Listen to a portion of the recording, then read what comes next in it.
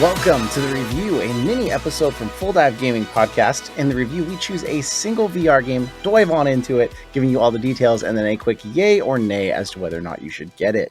This episode is Jay and Nat discussing the new game, Wanderer. Now, if you're watching on YouTube right now and you haven't seen these before, we've done a few of these mini review episodes, but we've only launched them on audio platforms. We're planning to also launch these on YouTube so you can see us here, see our faces. And if you are listening and you want to see that, check out the YouTube channel and come on over. So Nat, Wanderer just came out this last week and you've played quite a bit of it. If you had to summarize this for people, what would you say? What kind of game is this? I would say it's a puzzle adventure game. That's exactly how I would describe it too. Yeah.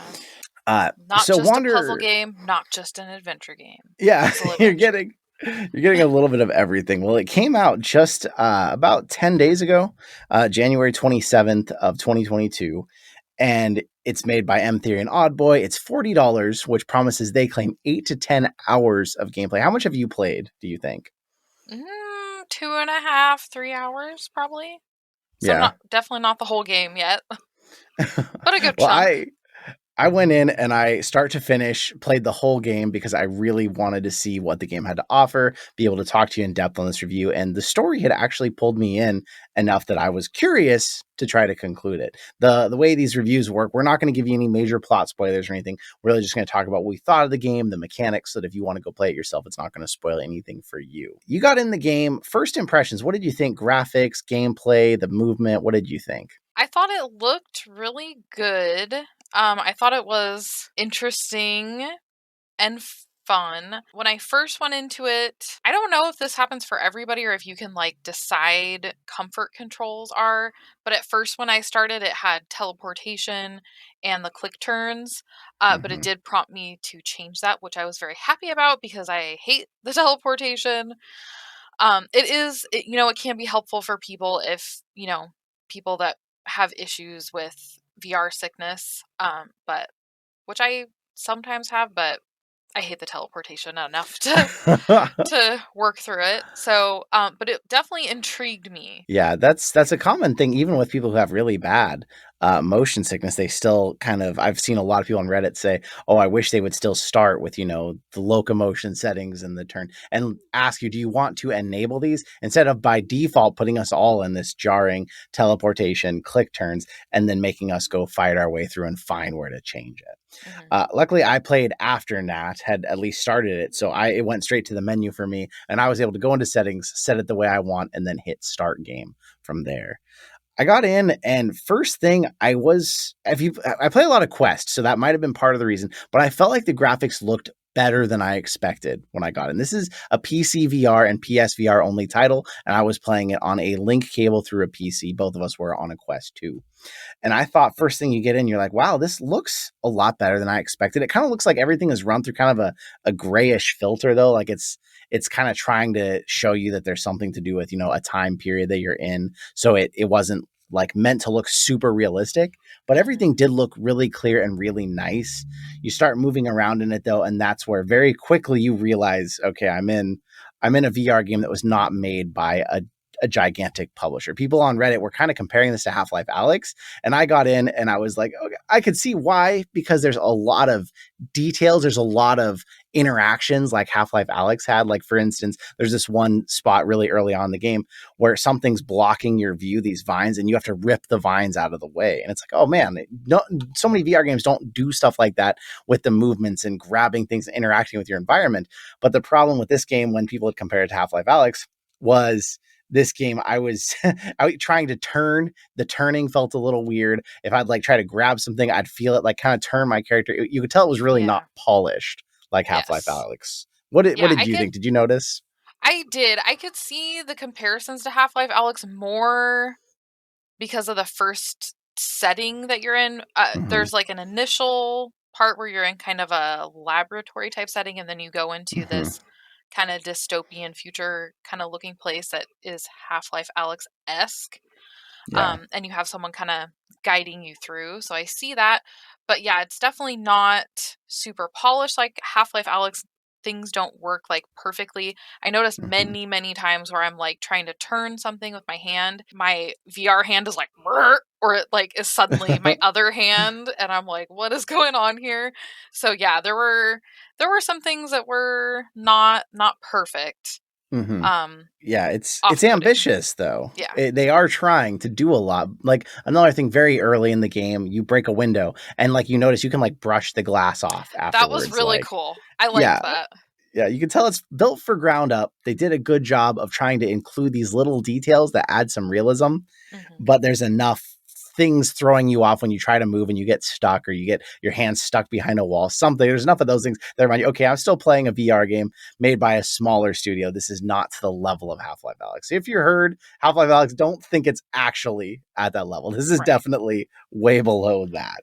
And Uh, speaking of the glitches and stuff, I mhm, know so I mostly played it after they had a recent mhm, update, but you had mhm. played it before the update, and didn't you say you ran into some more I glitches? Yep. So the way the game works, you move through it. You know, it's a story-based single-player campaign, but you move through it, and it goes through each chapter. It saves at the end of the chapter. Well, it also auto saves for you. What would happen is like I would have some crucial object to the plot that got stuck in the floor, and it would stop my game dead. It would be Mhm. some kind of a fatal error, and I would have to restart only that chapter, at least, not the whole game. But when you restart the chapter, everything's out of place. You have to redo parts you've already done, and it becomes a very frustrating experience. They did pretty quickly after release. It was actually just yesterday. They did drop an update that promised to fix a lot of these, and I looked at the patch notes, and it did seem like it fixed a lot. But there were still other things I remembered that broke my game that I had to redo that I didn't see on the patch list. So it's Mhm. possible some of them still exist. We weren't able to test that today I did when see that a played. little thing because I played some today. I saw a little Mhm. thing where I opened a drawer and it was like it was a little elevator went like down the shelf, and I was like, "Huh."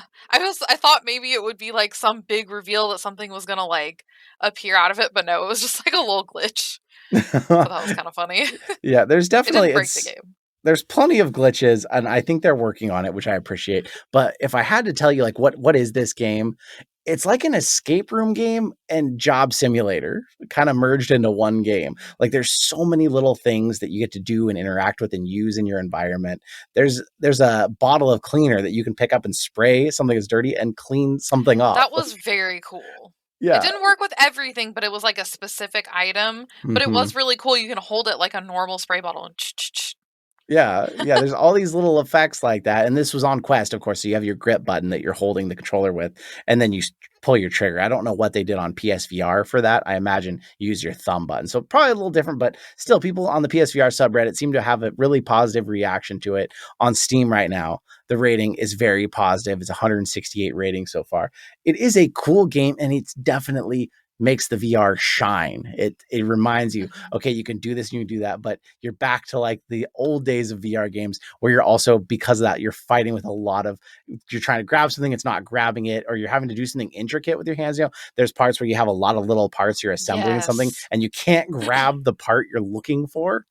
And so it gets a little frustrating. It really depends on what kind of person you are and how well you're going to hold up through that, because if you're very patient and you love Uh, VR games, you're gonna take your time and get through it. But if you're not, I could see people rage quitting in one of those moments. yeah, I'm not very patient, and I was like, I'm not like, oh, yes, this, I just need to, move a little further down to be able to grasp this object. I was like, ah, work, which makes it worse. And like, even that vine part you were talking about, it was like, okay, I'm not quite grabbing the vine to pull it down. It's kind of annoying.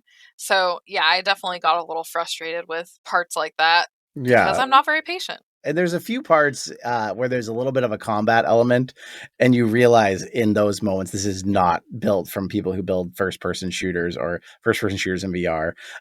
It's a little clunky. The times where you're under pressure in a situation, you have to do something to get out of it. You're reminded, oh gosh, this is harder than it needs to be because I'm fighting with my controllers. I'm fighting with something with the VR grip system that they've designed. Like if you're trying to hold a bow in one hand and you're trying to grab and pull back to fire an arrow, you can accidentally end up grabbing the bow instead with your other hand if you're not putting your Oh, hand in just yeah. the right spot to grab that arrow. So some parts of it do become frustrating. It feels like, okay, this needs a few more updates and it'll be a much better game Mhm. One than thing where I it's did at like with now. the bow and arrow, I liked the I bet it was even better in PSVR. Maybe we should try it in PSVR too, because the vibrations of it were pretty cool when you could feel like the tension when you're drawing back the bow. So I really liked that. And this game is based through some time travel, as we've already mentioned. So real brief overview of that. You kind of see the way time has spanned out, and it's actually really interesting if you are a bit of a history buff. I'm not. I've taken some history classes in college and stuff, so some of it resonated with me. But you're like going back and seeing either real life events or close to real life events, but something has happened that's changed the course of history, and you may be trying to fix them. That was really cool, and that is what draws you into the plot and gets you to fight through some of these glitches, because you want to see, what are you going to change? What are you going to affect? How's it going to change the whole overall theme of the game and everything that's going on?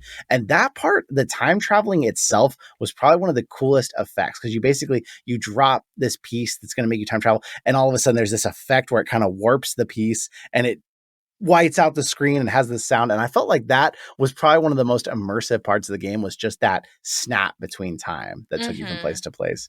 What did you think about that? Yeah, I really like that too. I really like when they incorporate like the vibrations in the controllers with things that are going on. So and like the sound during that time was really cool too. Also, speaking of sound stuff, I also really liked there's like an old TV that's attached to a VCR at one point, and you turn it on, and when you turn it off, it makes like a crackling sound. I was like, ooh, I like that. So realistic. So, but yeah, the time travel part, I really thought that was cool. It's like vibrating and while you're like traveling through time. So yeah, I really enjoyed that. In fact, I saw some other people on Reddit talking about how that was like the coolest transition. The first time it happens, it kind of blinds you. It's like the white light comes into your eyes and you're like, whoa, it's very cool. And it really sells you on the time traveling point. Yes. After a while, you start doing it a lot. So it gets a little annoying that you're like always waiting through this animation. But I felt like I still enjoyed it every single time. Yeah, it's a lot nicer than, it makes me think of Batman Arkham Asylum. That was when you're like going into a vehicle or something and it would just like go black and then be like car noises. It's like, this was nice that it's a cool transition that seems like something that might happen if you're time traveling, rather than just like, oh, we're going to do a blank screen and now here we are. So yeah, it's something that developers out there should note, because like a fade to bright light and like a, oh my gosh, and then you come back to it, is so much more immersive than just a cut to black and waiting for a load. Like it was loading, it was doing its thing, it was progressing the game, but you didn't really notice because it felt like it was part of the game. And I love when developers take the time to figure out a way to do that, because it gets you so much more immersed. This is a game that you'll spend hours in and you'll be like, oh, I didn't even realize I was in that long. Yes. Yeah, I played some today. I thought it was like maybe 30 minutes. And I walk out, look at my watch. I'm like, oh, that was like almost 2 hours. Does not feel like that much time goes by, especially since there's all these things that you interact with. And, it's a puzzle game. So you're like, figuring out these little things and like, oh, this must have something to do with this. And it really keeps you going in it when you're kind of connecting things together and like, oh yes, eureka, this little thing here that I thought was just a random object actually goes, you're going to use it over here. So that's and there's tons of different objects. There's tools, and there's some weaponry, and there's, like we said, cleaner. There's all these different things. It's very cool how much of it they brought in and they have you really use. But it also comes back to what I mentioned earlier, and hopefully most of it's been fixed. But each thing needs to be used somewhere in the game. There's a few points where there's a couple alternate ways to get through a puzzle, but for the most part, if you find a certain object, you need that object to get you through. And if, like I had happen several times, that object falls off the face of the map, or it just disappears, or something happens to it, you can no longer progress through the game, and you end up having to reset some of your progress to get past it, which can be very frustrating at this early stage after release. So I'm very thankful that didn't happen to me. I would have definitely been a rage quitter. Like, forget this. You'd have just been done right then and there.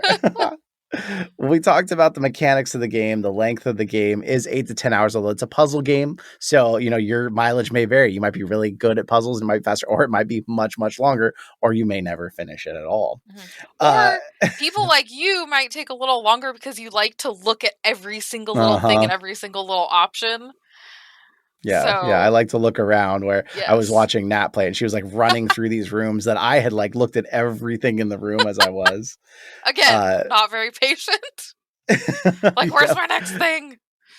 Yep. So it's definitely it's important to like puzzles, I would say, is the bare minimum if you're going to get this game. Yes. You're not going to stay with it for the action. You might stick with it for the plot line. It depends on how much into history and time and all these things you're going to do. But really, at its heart, it's a puzzle game. So you're going to have to like puzzles. With that said, is there anything else before we give this the yay or nay that you think, oh, there was something we should have talked about or mentioned about it that we didn't cover? Well, I think it's cool. There were some little literary Easter eggy things in there, which were pretty cool, or at least one that I noticed. So, like you said, history buffs or maybe literature buffs would enjoy. Yeah, and the characters in it seem to all be based. They're either real characters you know of from history, or they seem to be based on characters that probably would have existed in that timeline or something like that. So I don't want to give away anymore. It definitely has some historical kind of relevance and value to it, which also adds to value a little bit because I feel like you're learning some stuff potentially as you go along.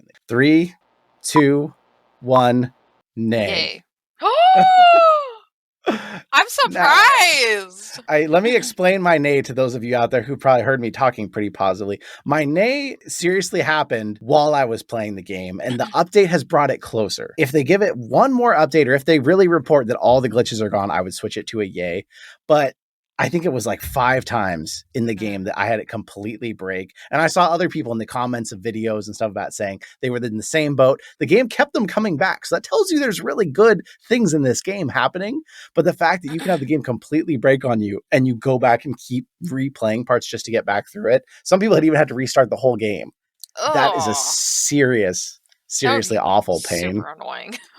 Yeah, so this first update takes me much closer to the yay. And if we get reports back, it only happened yesterday. If we get reports back that it's fully fixed and the game is functioning well, or they throw another update out there that really fixes it, then I would say yes. But you have to like puzzles.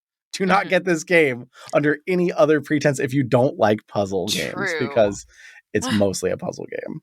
I'm so surprised, but I get that because I didn't really run into any of those terrible glitches. I only had that silly little one with the drawer, so I could definitely see why that would make someone not want to pay $40 for something that is, messing up a bunch and making you restart sections, especially in a puzzle game when you have to redo stuff that you've already done for the puzzle. That would be super annoying. So, well, and you got through about a third of the game. I think when I played it, I had one of those glitches happen before where you got to. So that was one. And the rest of them all happened after where you were. So we don't know for sure how you haven't gotten far enough to see, did they actually fix all those, or are some of them still possibly going to rear their head, because it's a painful moment when that happens. Yeah. If you're out there and you've been thinking about getting this game, or you have it and you agree, disagree, whatever, come tell us about it. This video is going to be on YouTube, so you can comment there or join our Discord. That's a great place to discuss with us. You can actually have some sway over the podcast episodes themselves. You can ask questions that'll be answered on the full podcast. You can suggest games for us to play and talk about there. If you want to take it a step further even than that, we are on Patreon. We have enough supporters now that the podcast is actually being paid fully by Patreon for its production costs, which is absolutely amazing. Thank you to all of you out there. And, if you're here for VR, there's only one way to do it. What do you have to do with VR? Dive on in. Dive on in. Thank you so much.